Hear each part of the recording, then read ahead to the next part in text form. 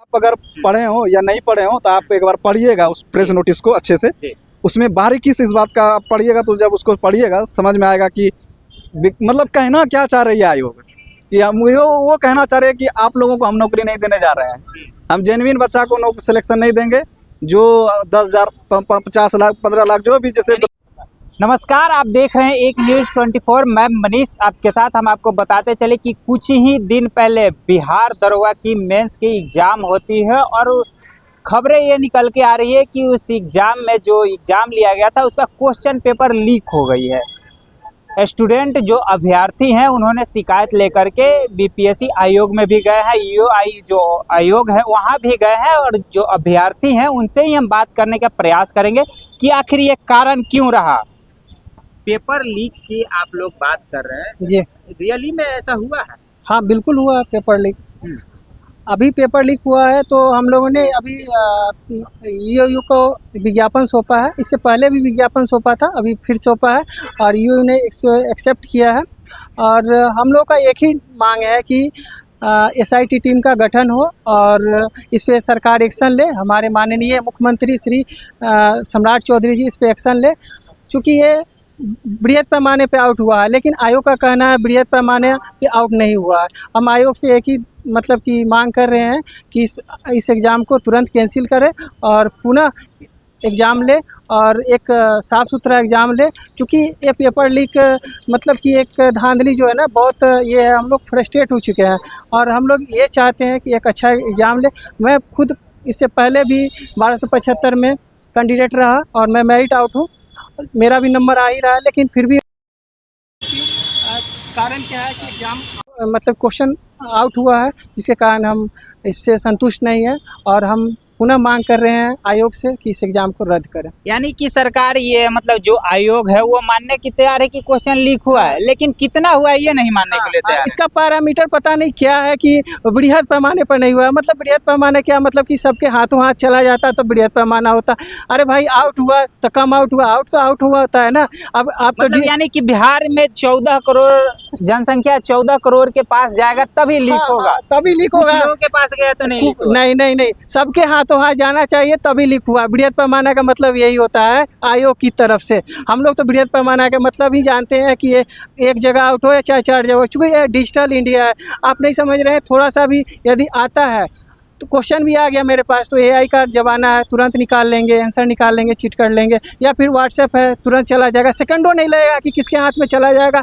ये सब जानता है, वो आयोग भी जानता है कि सेकंडों में कहाँ कैसे कहाँ चला जाएगा। अब फिर भी बोल रहा है बृहद पैमाना। अब पता नहीं आयोग का क्या पैमाना है, वो आयोग ही जाने। लेकिन आयोग को यदि नहीं हो रहा आयोग तो हमको लगता है आयोग को तुरंत इस्तीफा भी दे देना चाहिए। आयोग को इस्तीफा दे देना चाहिए। और भी अभ्यर्थी हैं उनसे भी हम बात करेंगे कि ये जो पेपर लीक की जो मामला है, ये जो आप लोग को पता कैसे चला कि ये पेपर लीक हो?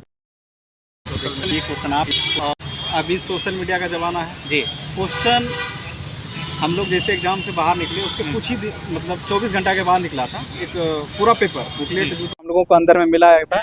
चूँकि आयोग बीपीएससी आयोग हम लोगों को ना तो क्वेश्चन देती है, ना तो ओएमआर देती है, ना तो कार्बन कॉपी देती है, और ले जाने का भी कुछ अलाउड नहीं है। मोबाइल फ़ोन, डिजिटल वॉच वगैरह कुछ नहीं, कुछ भी नहीं। यहाँ तक पेन भी शायद लिया जाता है। इस बार तो पेन खोल के उसमें खोप देख रहा था कि कहीं इसमें तो कुछ नहीं घुसा के ले गया था, चेक कर रहा था ना, तो उसमें भी देख रहा था। हमको लग रहा था इसमें क्या ले जा सकता है बच्चा, लेकिन उस आउट हो जाता है।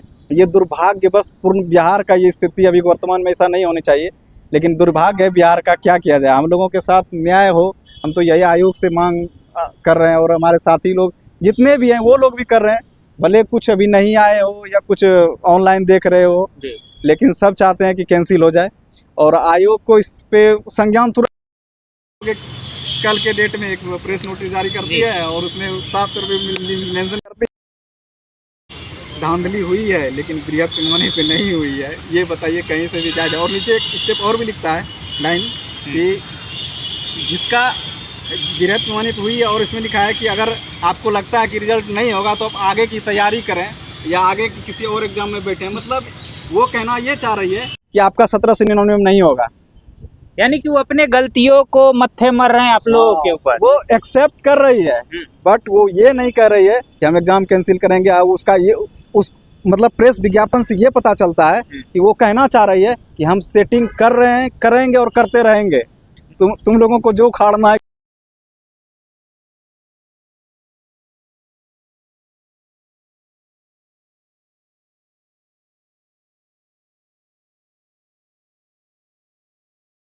आप अगर पढ़े हो या नहीं पढ़े हो तो आप एक बार पढ़िएगा उस प्रेस नोटिस को अच्छे से।